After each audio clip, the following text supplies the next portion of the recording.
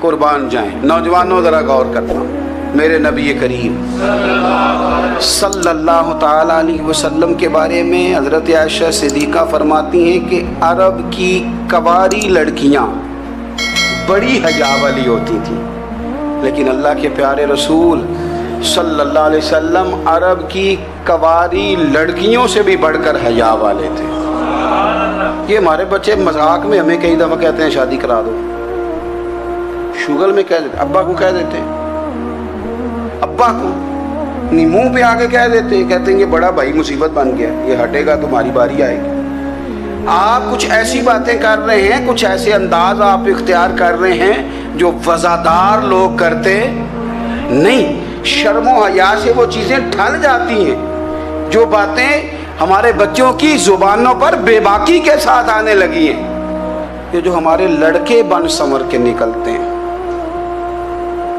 ये जो मेकअप का खर्चा लड़कियों के बराबर लड़कों का होता जा रहा है, ये जो लड़के भी रात को चेहरे पर क्रीम लगा करके सोते हैं, ये बता सकते हैं कि मकासद क्या है? बता सकते हैं? यानी बच्चे भी बगैर शैम्पू के बाल नहीं धोते, मसलन क्या करना है आपने उसका, बड़ी बड़ी कीमती चीज़ें जो हैं वो आपने रखी हुई हैं, मकसद क्या है? ये जो हमारे बच्चे बन संवर के निकल रहे हैं तो क्या दावत दे रहे हैं सोसाइटी को? शार्ट निकरे पहन के जो निकले हुए हैं, उरियां लिबास पहन के निकले हुए हैं। इकबाल ने कहा था दियार मशरिक हवस में गलता, शबाब उरियां शराब इसियां, जिसे भी देखो गरी के इसियां, हम ऐसी तहजीब क्या करेंगे? शबाब उरियां, तुमने अपनी जवानी नंगी कर डाली है सारी माज़अल्लाह। किन मकासद के लिए मैं वो आदाद व शुमार बता नहीं सकता। हमारे यहाँ गंद सस्ता हो गया है, लोगों ने गुनाह तक पहुँचना आसान बना दिया है। आप देख लें गंदगी दरवाजे पे और गंद मोबाइल में, कैसे बचाएं इन बच्चों को? क्या करें? कलेजे फटते।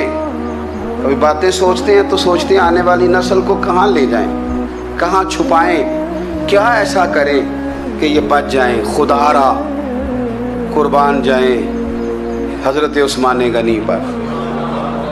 मुसन्नफ़ इब्न अबी शैबा में सहाबा फरमाते हज़रत उस्मान गनी ना बड़े मालदार थे। माल आता है तो लोग अय्याश नहीं हो जाते, माल आता है तो लोगों की ख्वाहिशात बहुत बढ़ नहीं जाती। बड़े मालदार थे, मालदार भी थे और सोने भी बड़े थे। हज़रत उसामा बिन ज़ाद कहते हैं मैंने ज़िंदगी में इतना सोना बंदा नहीं देखा जितने हज़रत उस्मान गनी खूबसूरत थे, पैसा भी हुस्न भी। लेकिन फरमाते हैं कि हज़रत उस्मान गनी सबसे बढ़कर अपनी शर्मगाह की हिफाजत करने वाले और सबसे बढ़कर सिला रहमी करने वाले, रिश्तेदारों से अच्छा सलूक करने वाले, हया वाले, शर्म वाले, पाकीज़गी वाले। आपका ज़हन है, आप सुबह उठते ही ज़हन बना लें कि मैंने आज इतना सबक पढ़ना है, आज इतनी तफसीर देखनी है, इतनी इबादत करनी है, फ़लानी नात मैंने देखनी है, फ़लाँ खैर का काम करना है, फ़लाँ आदमी के साथ नेकी करनी है। सुबह ज़हन बना लें, आपका ज़हन वही काम करने लगेगा। लेकिन अगर सुबह उठते ही ज़हन में गंदगी है, रात को सोते ही माज़अल्लाह ज़हन में वसवसे हैं, तो फिर सारा दिन वही चक्की चलेगी, वही अंदाज रहेगा। थोड़ा सा आपको इसकी निगरानी करनी है, थोड़ा सा। फाशी उरियानी ये तेज़ी से फैल रही है, तेज़ी से गंदगी लोग कशीद करके लाते हैं। और हया का मतलब सिर्फ इतना ही नहीं है, आप ज़िना और बदकारी से बचें, आप अपनी ज़ुबान को भी हया वाला बनाएं। कोई कच्चा कमज़ोर जुमला, गंदी बात, गाली कभी भी ज़ुबान पे ना आए। आपका अंदाज़ हया वाला हो, बेबाक हो जाना, बेबाक बोलना। मैं बारीकी से इस बात को समझता हूँ और मैं आपको बहुत सारी बुज़ुर्गों के इरशादात का निचोड़ अर्ज़ करने लगा हूँ। आप अपना ज़हन साफ़ कर लें, आपके बहुत सारे काम वैसे ही सही हो जाएंगे। क्योंकि हमारे दीन के अंदर ज़्यादा अजर नीयतों और इरादों पे मिलता है। आपके जो अंदर की पाकीज़गी है वो बहुत सारा फजल लाती है अल्लाह का। और अगर दिल ही ना पाक हो, ज़हन ही ना पाक हो, तो वो खैर की चीज़ें किस तरह करके दाखिल होंगी? नौजवान मेरी बात पर तवज्जो करें। फरमाया वो लोग जो अपनी शर्मगाह की वल्लज़ीना हुम लिफ़ुरूजिहिम حافظون، وہ لوگ جو اپنی شرمگاہ کی حفاظت کرتے ہیں۔ حضور غوث پاک رضی اللہ تعالیٰ عنہ فرمایا کرتے تھے، دو چیزیں انسان اپنی سنبھال لینا، ایک پیٹ اور ایک شرمگاہ، تو فرماتے تھے ولایت اس کے بڑی قریب آ جاتی۔ ہم نہ ان لذات میں الجھ جاتے ہیں۔ سیانے بندے روٹی کمر سیدھی کرنے کے لیے کھانی چاہیے، زبان کے ذائقے کے لیے نہیں کھانی چاہیے۔ یہ زبان کا ذائقہ لگ جائے یہ کہیں کا نہیں چھوڑتا انسان۔ اپنی شرمگاہ کی جو لوگ حفاظت کر لیتے ہیں، کوئی بڑے سے بڑا گناہ کرنے سے بھی بندہ کافر نہیں ہوتا، بندہ کفر کرنے سے کافر ہوتا ہے۔ گناہ بڑے سے بڑا کرنے والا بھی گناہ گار ہے، کافر نہیں۔ لیکن بعض گناہ ایسے ہیں جو جس وقت بندہ کر رہا ہوتا ہے اس وقت وہ مومن نہیں ہوتا۔ میرے نبی کریم صلی اللہ تعالیٰ علیہ وسلم نے فرمایا، جب کوئی شرابی شراب پیتا ہے اس وقت مومن نہیں ہوتا، جب کوئی چور چوری کرتا ہے تو اس وقت مومن نہیں ہوتا، اور جب کوئی زانی زنا کرتا ہے تو تب وہ مومن نہیں ہوتا۔ اتنی دیر کے لیے اس کے دل سے ایمان نکال لیا جاتا ہے۔ کفل کا ایک واقعہ ترمذی میں ملتا ہے۔ ایک شخص کفل نام کا تھا بنی اسرائیل میں، ایک عورت مجبور تھی، اس کے بچے بھوکے تھے، تو کفل نے اسے مائل کر لیا کہ تو میرے ساتھ گناہ کرے گی تو پھر میں تیرے بچوں کی روٹی تجھے دوں گا۔ تو وہ عورت پہلے تو بیچاری نہ مانی، لیکن بچوں کی بھوک دیکھ کے مجبور ہو گئی۔ جب کفل کے قریب گئی نا وہ عورت، اس نے دروازے سارے بند کر لیے۔ ترمذی شریف میں اس کا واقعہ موجود ہے۔ چاروں جانب سے بند ہو گیا سارا کچھ، لیکن جب وہ کفل کہتا ہے میں اس بی بی کے پاس جانے لگا تو عورت کا وجود کانپتا تھا۔ جس بندے کو گناہ کی طرف جاتے اس کی طبیعت میں ہیجان پیدا ہو تو معنی یہ ہے کہ ابھی ذہن پورا غلیظ نہیں ہوا، ابھی طبیعت پوری گندی نہیں ہوئی، ابھی ایمان کی بہت ساری قسمیں موجود ہیں، عورت کا وجود کانپتا ہے۔ تو کفل کہتے ہیں کہ میں نے اسے کہا کہ سارے دروازے بند ہیں، ڈرتی کیوں ہے؟ تو کہنے لگی ڈرتی اس لیے ہوں کہ سارے دروازے بند نہیں ہوتے، ایک دروازہ کھلا ہے اور وہ دروازہ رب قدیر کا دروازہ ہے، اسے کیسے بند کیا جا سکتا ہے؟ تو کہتے ہیں جب اس نے یہ لفظ کہے تو مجھ پر بھی بات کا اثر ہوا، مجھ پر۔ تو میں نے کہا کہ اگر تو عورت ہو کے رب سے اتنا ڈرتی ہے تو مجھے تو اس نے مرد بنایا ہے، تو مرد تو ہوتا ہی وہ ہے جو اپنے آپ پر کنٹرول کر سکے۔ تو اب نہ معاملہ آگے جائے گا، اب یہاں بات رکے گی نہیں، جا میں تجھے آزاد کرتا ہوں۔ عورت گئی، اس نے توبہ کی کفل نے، اور رات رو کے کہنے لگا مالک آج میں نے توبہ کی ہے تو میرے اوپر مہربانی کرنا، میری توبہ ٹوٹنے نہ پائے۔ رات اس نے توبہ کی، رات ہی انتقال ہو گیا۔ لوگوں کو پتا تھا بڑا بے حیا ہے، بد کردار ہے، گناہ گار ہے، شاید لوگ اس کا چہرہ دیکھنے بھی نہ جاتے، پر مالک کریم ہے نا۔ حضور فرماتے ہیں سویرے اس کے دروازے پہ لکھ دیا اللہ نے، لوگوں رب نے کفل کے سارے گناہ معاف کر دیے ہیں، اس کے دروازے پہ لکھ دیا گیا۔ جب آپ اپنی حفاظت کرنا چاہتے ہیں تو اللہ پھر اسباب بھی پیدا کر دیتا ہے۔ اپنی شرمگاہ کی، اپنی نظر کی آپ خوب حفاظت کریں۔ اور میں آپ کو ایک بات عرض کروں، ایک بندے کے باحیا ہو جانے سے نا، ایک بندے کے ٹھیک ہو جانے سے اس کے دائیں بائیں بے شمار لوگ ٹھیک ہو جاتے ہیں۔ نہ چاہتے ہوئے بھی آپ کی نیکی کا اثر آپ کے دوستوں پہ پڑتا ہے، نہ چاہتے ہوئے۔ اور ایک بندے کے بگڑ جانے سے اس کے دائیں بائیں بہت سارے لوگ بگڑ جاتے ہیں، بہت سارے لوگ بگڑ جاتے ہیں۔ آپ اگر اپنے لب و لہجے پر یہ پابندی لگا سکیں اور اپنے آپ کو اگر آپ سنبھال سکیں تو پھر یاد رکھیے گا بڑی ساری چیزیں بہتر ہو جائیں گی۔ اپنی شرمگاہ کی حفاظت کرنے والے الا علی ازواجہم، مگر یہ کہ اپنی بیویوں پر، او ما ملکت ایمانہم، یا اپنی شرعی باندیوں پر۔ اس زمانے میں جو لونڈی خریدی جاتی تھی اس سے بھی وطی کرنا جائز تھا، اگرچہ اب لونڈیاں موجود نہیں ہیں تو یہ فعل بھی موجود نہیں، سوائے اپنی بیویوں پر یا شرعی باندیوں پر۔ फ़इन्नहुम गैरु मलूमीन, फरमाया जो ये काम करे उस पर कोई मलामत नहीं है। अपनी बीवी के पास शरई तरीके से जाए या बांदी के पास जाए। फमन इब्तगा वरा ज़ालिका, और जो आदमी इसके बाद इस हद से बढ़े, इसके सिवा कुछ और करे जो बंदा, फरमाया फ़उलाइका हुमुल आदून, ये लोग हद से बढ़ने वाले हैं।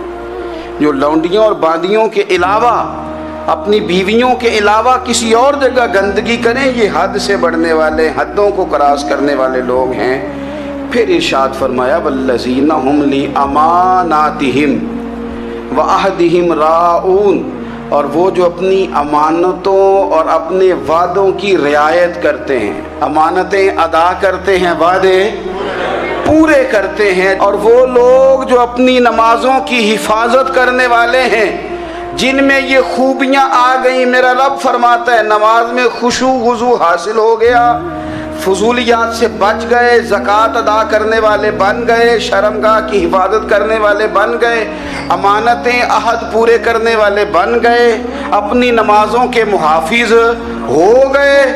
अल्लाहु अकबर, कुर्बान जाएं। मालिक फरमाते हैं उलाइका हुमुल वारिसून, यही लोग तो वारिस हैं। या अल्लाह किस चीज़ के? फरमाया अल्लज़ीना यरिसूनल फिरदौस, ये लोग जन्नत के वारिस हैं, ये जन्नत के वारिस हैं ये लोग। हुम फीहा खालिदून, और फिरदौस से, जन्नत से निकाले नहीं जाएंगे, हमेशा ही जन्नत में रहेंगे।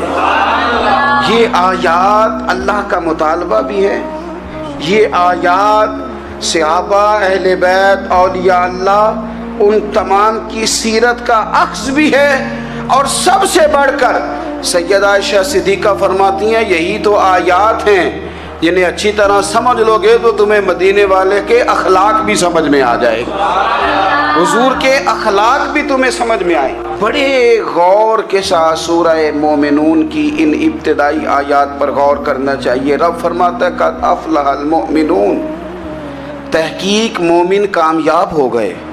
कौन से मोमिन? अल्लज़ीना हुम फ़ी सलातिहिम खाशिऊन, वो जो अपनी नमाज़ों में गिड़गिड़ाने वाले हैं, खुशू के साथ, आजिज़ी के साथ, इनकिसारी के साथ, ज़ौक़ के साथ नमाज पढ़ने वाले हैं। देखिए कुरान ने ये नहीं कहा शुरू में ही कि वो लोग अपनी नमाज पाबंदी से पढ़ते हैं, बल्कि फरमाया वो नमाज़ों में आजिज़ी करते हैं, वो नमाज में खुशू करते हैं, वुज़ू करते हैं। नमाज हम भी पढ़ते हैं, ढेर सारे लोग हैं जिनका ये मुतालबा है कि मेरा नमाज में दिल ही नहीं लगता। पहली बात तो ये है कि दिल ना भी लगे तो नमाज फिर भी पढ़नी है, और दूसरी बात ये कि दिल लगाने को भी तो कुछ इंसान के पास चीज़ें होनी चाहिए ना, कोई ज़रूरियात होती हैं। सबसे पहली बात ये कि मसला नमाज का नहीं, मसला अहमियत का है। आपने अल्लाह तबारक व तआला की ज़ात की, रब करीम के जलालत की जितनी ज़्यादा अहमियत अपने दिल में महसूस कर ली, उतना ही नमाज की तरफ तवज्जो आपकी बढ़ जाएगी। आप सादी सी मिसाल है, गौर कर लें, जितना आप अपने उस्ताद को प्रोटोकॉल देते हैं, जितनी इज्जत करते हैं, उतना ही वक्त पे आप उनके पास पहुंच भी जाते हैं। अगर आपके दिल में अहमियत नहीं है तो आप टाल देंगे, और जिस उस्ताद की अहमियत है उसके फ़ोन की घंटी बजते ही फ़ोन भी उठाया जाएगा, और बात पूरी मुकम्मल भी नहीं होगी तो कहा जाएगा जैसे आप कहेंगे, और जो वक्त वो देंगे उनसे 10 मिनट पहले पहुंचने की कोशिश भी की जाएगी। बस समझ लें दिल लगने ना लगने का मसला नहीं, अहमियत का मसला है। आप जितनी अपने मालिक की बारगाह की अहमियत समझ लेंगे, उतना ही वक्त पे मस्जिद आएंगे, उतना ही शौक़ से नमाज पढ़ेंगे। दूसरी बात, नमाज के तर्जुमे पे गौर करें। आप यकीन करें अगर नमाज का तर्जुमा हमें आ जाए ना, तो हमें तो यूँ लगे कि हम तो अपने मालिक की बारगाह में अर्ज़ो मारूज़ करने हाजिर हुए। ये सूरह फातिहा ही देख लें आप, हुजूर फरमाते हैं, रब फरमाता है सूरत फातिहा आधी मेरी है आधी मेरे बंदे की है। जब उसने कहा अल्हम्दुलिल्लाह रब्बिल आलमीन अर्रहमानिर रहीम मालिक यौमिद्दीन इय्याका नअबुदु व इय्याका नस्तईन, जब यहाँ तक वो लफ्ज़ कहता है तो ये हिस्सा मेरा था। उसने अपने रब की तारीफ़ की, और जब कहा ना उसने इहदिनस सिरातल मुस्तकीम, اب بندے نے التجائیں شروع کر دی. اس نے کہا کہ مالک بھی تو ہے, رحمان بھی تو ہے, رحیم بھی تو ہے, عبادت بھی تیری کرتے ہیں تو مدد بھی تو تجھی سے مانگنی ہے نا. اب مہربانی فرمانا اہدنا الصراط المستقیم, ہمیں سیدھا راستہ دکھا دے. صراط الذین انعمت علیہم, ان لوگوں کا راستہ دکھانا جن پر تو نے انعام کیا ہے. غیر المغضوب علیہم ولا الضالین, ان کے راستے پہ نہ چلانا جن پر تیرا غضب ہوا, جو گمراہ ہو گئے ان کے راستے. تو نماز میں جب ترجمے پر آپ کا غور ہوتا ہے تو آپ کا تو دل خود بخود لگ جاتا ہے, شوق بڑھ جاتا ہے آپ کا. تو اتنی چیزیں ہم زندگی میں یاد کرتے ہیں, تو اگر ترجمہ بھی نماز کا یاد کر لیں اور پھر شوق سے پڑھیں تو آپ یقین کریں طبیعت کھینچی چلی آئے گی. ہمارے یہاں کچھ لوگ نماز پڑھتے ہیں پر بڑی لاپرواہی سے پڑھتے ہیں, کبھی ادھر دیکھتے ہیں, کبھی ادھر دیکھتے ہیں, کبھی بال سہلاتے ہیں. وہ میں نے دیکھا ہے سجدے جا رہے ہیں تو سیانے سیانے بندے کبھی کپڑے کو چھیڑ رہے ہیں, کبھی جگہ کو چھیڑ رہے ہیں. میرے نبی کریم صلی اللہ تعالی علیہ وسلم نے فرمایا ان لوگوں کا کیا حال ہے جو اپنی نماز میں نظریں آسمان کی طرف اٹھاتے ہیں, رکوع سے اٹھے تو اوپر دیکھنا شروع کر دیا, کیا حال ہے ان کا. اور پھر حضور نے ایک موقع پر تو سختی فرمائی, فرمایا جو نماز پڑھتے اپنی نظریں آسمان کی طرف اٹھاتا ہے وہ باز آ جائے, ورنہ ایسا نہ ہو کہ رب اس کی آنکھیں ہی چھین لے. وہ باز آ جائے اس کام سے. خشوع کے ساتھ نماز پڑھے, عاجزی کے ساتھ نماز پڑھے, اس کا دل لگا ہوا ہو نماز کے اندر. میرے نبی پاک صلی اللہ تعالی علیہ وآلہ وسلم کے غلام حضرت انس بن مالک رضی اللہ تعالی عنہ فرماتے ہیں کہ رسول پاک صلی اللہ علیہ وسلم نے مجھ سے فرمایا تھا کہ بیٹے نماز میں ادھر ادھر دیکھنے سے بچو, کیونکہ فرمایا نماز میں ادھر ادھر توجہ کرنا یہ بندے کو ہلاک کر دیتا ہے. ہلاکت ہے اس میں اگر تم نے ادھر ادھر توجہ ہوگی. نماز تم مالک کی بارگاہ میں کھڑے ہو اور تم دیکھ ادھر ادھر رہے ہو. تو ایک تو نماز عاجزی کے ساتھ. پھر فرمایا والذین ہم عن اللغو معرضون, وہ لوگ جو فضول باتوں سے, لغویات سے اپنا منہ پھیر لیتے ہیں, فضولیات سے. ہمارے ہاں نا بہت سارے لوگ ایسے ہیں جو بلا وجہ ان چیزوں میں دلچسپی لیتے ہیں جو ان کے مطلب کی نہیں ہے. ان کے مطلب کی مطلب آپ کسی سے ملیں کہتے ہیں کیا حال ہے, ٹھیک ہے جی. بچوں کا کیا حال ہے, ٹھیک ہے. بچے کتنے ہیں؟ تو بھئی آپ کو جب پتہ ہی نہیں تھا کتنے ہیں تو حال کیوں پوچھا آپ نے؟ آپ کرتے کیا ہیں, آپ کا بڑا بھائی کیا کرتا ہے, چھوٹا بھائی کیا کرتا ہے, ابا جی کیا کرتے ہیں. بھئی آپ کے مطلب کی بات نہیں, آپ مطلب کی مقصد کی بات کریں. بے مقصد باتوں میں الجھنے کی ضرورت نہیں ہے. دیکھیں اپنا ادارہ میں چلاتا ہوں, اپنا گھر آپ چلاتے ہیں, اپنی ڈیوٹی آپ کرتے ہیں. آپ کو زیادہ بہتر پتہ ہے کہ آپ اپنا گھر کیسے چلا رہے ہیں.